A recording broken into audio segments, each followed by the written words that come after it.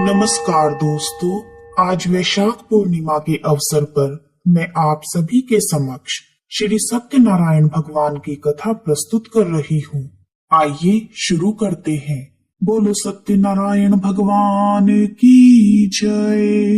एक बार नैमिषारण्य में तपस्या करते हुए शौनकादि ऋषियों ने सूत जी से पूछा कि जिसके करने से मनुष्य मनोवांछित फल प्राप्त कर सकता है, ऐसा व्रत या तप कौन सा है।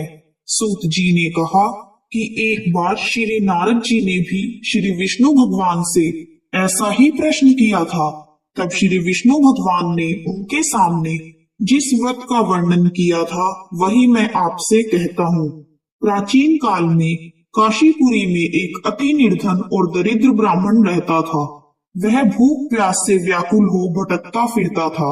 एक दिन उसकी दशा से व्यथित होकर भगवान विष्णु ने बूढ़े ब्राह्मण के रूप में प्रकट होकर उस ब्राह्मण को सत्यनारायण व्रत का विस्तार पूर्वक विधान बतलाया और अंतर्धान हो गए। ब्राह्मण अपने मन में श्री सत्यनारायण व्रत करने का निश्चय करके घर लौट आया और इसी चिंता में उसे रात भर नींद नहीं आई। सवेरा होते ही वह सत्यनारायण भगवान के व्रत का संकल्प करके भिक्षा मांगने के लिए चल दिया। उस दिन उसे थोड़े ही परिश्रम में बहुत अधिक धन धान्य भिक्षा में प्राप्त हुआ। सायंकाल घर पहुंचकर उसने बड़ी श्रद्धा के साथ श्री सत्यनारायण भगवान का विधि पूर्वक पूजन किया। भगवान सत्यदेव की कृपा से वह थोड़े ही दिनों में धनवान हो गया। वह जब तक जीवित रहा तब तक महीने के महीने श्री सत्यनारायण भगवान का व्रत और पूजन करता रहा। यह देह छोड़ने के बाद वह विष्णु लोक को प्राप्त हुआ। सूत जी पुनः बोले कि एक दिन वह ब्राह्मण अपने बंधु बांधवों के साथ बैठे ध्यान मग्न हो श्री सत्यदेव की कथा सुन रहे थे।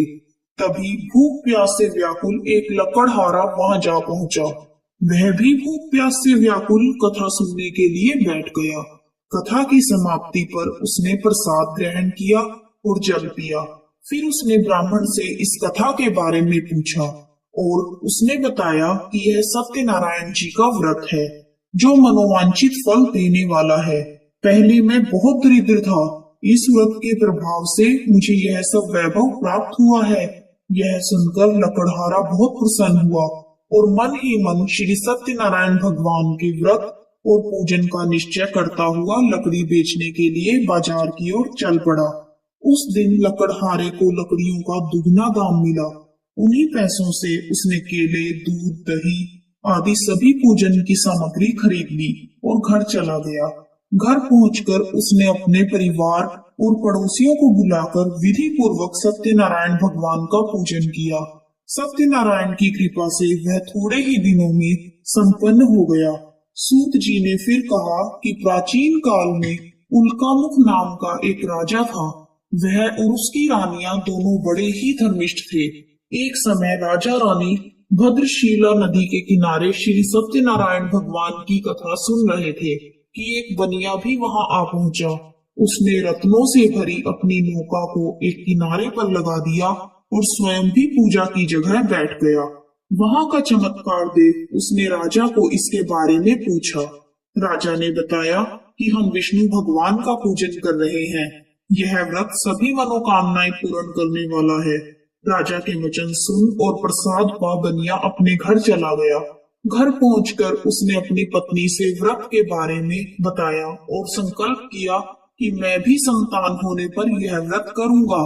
उसकी पत्नी का नाम लीलावती था। सत्यदेव की कृपा से वह कुछ ही दिनों बाद गर्भवती हो गई और 10 महीने पूरे होने पर उसने एक कन्या को जन्म दिया। कन्या का नाम कलावती रखा गया और वह चंद्रमा की कलाओं के समान नित्य प्रति बढ़ने लगी। एक दिन अवसर पाकर लीलावती ने अपने पति को सत्यदेव का व्रत करने की बात याद दिलाई। उसने कहा, मैं यह व्रत कन्या के विवाह के समय करूंगा। यह कहकर बनिया अपने कारोबार में लग गया। जब वह कन्या विवाह के योग्य हुई तो उसने दूतों द्वारा खोज करवाकर कंचनपुर नगर के एक बनिए के सुंदर, सुशील और गुणवान बालक के साथ विवाह कर दिया। फिर भी बनिए ने सत्यनारायण भगवान का व्रत नहीं किया। इससे श्री सत्यनारायण भगवान अप्रसन्न हो गए। कुछ दिनों बाद बनिया अपने दामाद को साथ लेकर समुद्र के किनारे रत्नसारपुर में व्यापार करने लगा। एक दिन रत्नसारपुर के राजा चंद्रकेतु के खजाने से चोरों ने बहुत सारा धन चुरा लिया। राजा के सिपाही चोरों का पीछा कर रहे थे। चोरों ने जब देखा कि सिपाहियों से बचना कठिन है, तो उन्होंने राजकोष से चुराया हुआ धन एक जगह फेंक दिया और स्वयं भाग गए। वहीं बनिए का डेरा था। सिपाही चोरों को ढूंढते हुए उसी जगह पहुंच गए और उन्होंने दोनों बनियों को चोर समझकर पकड़ लिया। राजा ने दोनों को जेल में डालने का आदेश दे दिया और उनका धन कोष में जमा कर दिया। श्री सत्यदेव के कोप से लीलावती और कलावती भी बड़े दुख से जीवन व्यतीत कर रही थी। एक दिन कलावती भूख प्यास से व्याकुल होकर एक मंदिर में चली गई। वहां पर श्री सत्यनारायण भगवान की कथा हो रही थी। वहीं बैठकर उसने कथा सुनी। प्रसाद लेकर रात होने पर घर पहुंची। माता के देरी का कारण पूछने पर उसने यह सब बात कह दी। उसकी बात सुनकर लीलावती को अपने पति की भूली बात याद आ गई और उसने श्री सत्यदेव के व्रत का निश्चय किया। उसने अपने बंधु बांधुओं को बुलाकर श्रद्धा पूर्वक कथा सुनी और विनम्र भाव से आर्त होकर प्रार्थना की कि मेरे पति ने संकल्प करके जो आपका व्रत नहीं किया है, उसी से आप अप्रसन्न हुए थे। अब कृपा करके उनका अपराध क्षमा करें। लीलावती की प्रार्थना से श्री सत्यदेव प्रसन्न हो गए। उसी रात में श्री सत्यदेव ने राजा चंद्रकेतु को स्वप्न में दर्शन देकर कहा कि प्रातः काल होते ही दोनों बनियों को जेल से छोड़ दो और उनका सभी धन उन्हें लौटा दो, वरना पुत्र पौत्र समेत तुम्हारा राज्य नष्ट हो जाएगा। इतना कहकर सत्यदेव तो अंतर्ध्यान हो गए और राजा ने भी सवेरा होते ही दोनों बनियों को मुक्ति का आदेश दे दिया और साथ ही उनका धन उन्हें लौटा दिया और बहुत सम्मान पूर्वक उन्हें विदा किया। दोनों बनिए आनंदित होकर अपनी नौका लेकर अपने घर चल पड़े। तभी श्री सत्यनारायण भगवान सन्यासी के वेश में उनके समीप आए और बोले कि तुम्हारी नौका में क्या है? बनिए ने हंसते हुए उत्तर दिया, नौका में तो फूल पत्तों के सिवाय कुछ भी नहीं है। यह सुनकर दंडी स्वामी ने कहा, तुम्हारा वचन सत्य हो। स्वामी के चले जाने पर बनिए ने देखा कि नौका तो हल्की हो गई है। उसे बड़ा कौतूहल हुआ और देखा और बेहोश होकर गिर पड़ा। उसकी नौका में हर जगह फूल पत्ते ही थे। परंतु दामाद ने कहा, इस प्रकार हड़बड़ाने से काम नहीं चलेगा। हमें उन्हीं दंडी स्वामी के पास जाना चाहिए। यह उन्हीं की करामात है। उनसे चलकर प्रार्थना करेंगे तो फिर से वैसा ही हो जाएगा। दामाद की बात मानकर बनिया स्वामी के पास पहुंचा और उनके चरणों में गिर पड़ा और बार बार उनसे क्षमा मांगने लगा। उनकी विनीत प्रार्थना से भगवान ने प्रसन्न होकर उसे इच्छित वरदान दिया और स्वयं उसी जगह से अंतर्ध्यान हो गए। बनियों ने नाव के पास जाकर देखा तो अब वह धन रत्नों से भरपूर थी। तब उन्होंने श्री सत्यदेव भगवान का पूजन किया और कथा सुनी। फिर वह घर की ओर चल दिए। अपने नगर के समीप पहुंचकर बनिए ने लीलावती के पास अपने आने का समाचार भेजा। लीलावती उस समय श्री सत्यनारायण भगवान की कथा सुन रही थी। उसने अपनी पुत्री कलावती से कहा कि तुम्हारे पति और पिता आ गए हैं। मैं उनके स्वागत के लिए चलती हूँ। तुम भी प्रसाद लेकर शीघ्र ही नदी तट पर पहुँच जाना। कलावती प्रसन्नता के कारण इतनी विमुग्ध हो गई कि वह कथा का प्रसाद लेना ही भूल गई और तुरंत ही नदी के तट की ओर दौड़ पड़ी। वह ज्यों ही नदी के किनारे पहुंची, उसके पति समेत नौका जल में डूब गई। यह देख बनिया हाहाकार करके छाती पीटने लगा। लीलावती भी दामाद के शोक में विलाप करने लगी और कलावती अपने पति के खड़ाऊ लेकर सती होने को उद्यत हुई। तभी आकाशवाणी हुई कि हे वणिक, तेरी कन्या सत्यनारायण भगवान के प्रसाद का निरादर करके पति से मिलने के लिए दौड़ी आई है।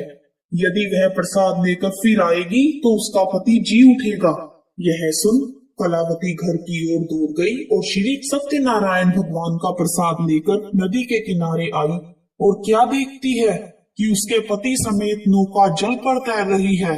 यह देख बनिया भी प्रसन्न हो गया और अपने घर पहुंच गया। वह जब तक जीवित रहा तब तक श्री सत्यदेव भगवान का व्रत करता रहा तथा श्रद्धा पूर्वक कथा को सुनता रहा। इसके पश्चात सूत जी बोले, कि एक समय तुंगध्वज राजा शिकार खेलने के लिए वन में गया हुआ था। वहां उसने देखा कि एक बरगद के वृक्ष के नीचे बहुत से गोप ग्वाल इकट्ठे होकर श्री सत्यनारायण भगवान की कथा सुन रहे हैं। राजा ने न तो सत्यनारायण भगवान को नमस्कार किया और न ही पूजन के पास गया। गोपगण राजा को देखकर स्वयं प्रसाद लेकर उसके पास आए और प्रसाद राजा के सामने रख दिया। राजा ने प्रसाद की कुछ परवाह नहीं की और महल की ओर चला गया। राजद्वार पर पहुंचते ही राजा को मालूम हुआ कि उसके पुत्र पौत्र और धन संपत्ति सब नष्ट हो गए हैं। उसे वन की घटना स्मरण हो आई और उसने विचार किया कि श्री सत्यदेव के प्रसाद का निरादर करने के कारण मुझे यह दुख प्राप्त हुआ है। यह सोचकर राजा पुनः वन में दौड़ा गया और सब गोप ग्वालों के साथ मिलकर श्रद्धा और भक्ति के साथ श्री सत्यदेव भगवान का पूजन करके प्रसाद ग्रहण किया। इसके बाद वह जब घर पर लौट आया तो उसके मृत पुत्र पौत्रादि सभी जी उठे और नष्ट हुई संपत्ति भी ज्यों की त्यों हो गई। तब से राजा जीवन भर समय समय पर श्री सत्यदेव भगवान का पूजन और व्रत करता रहा।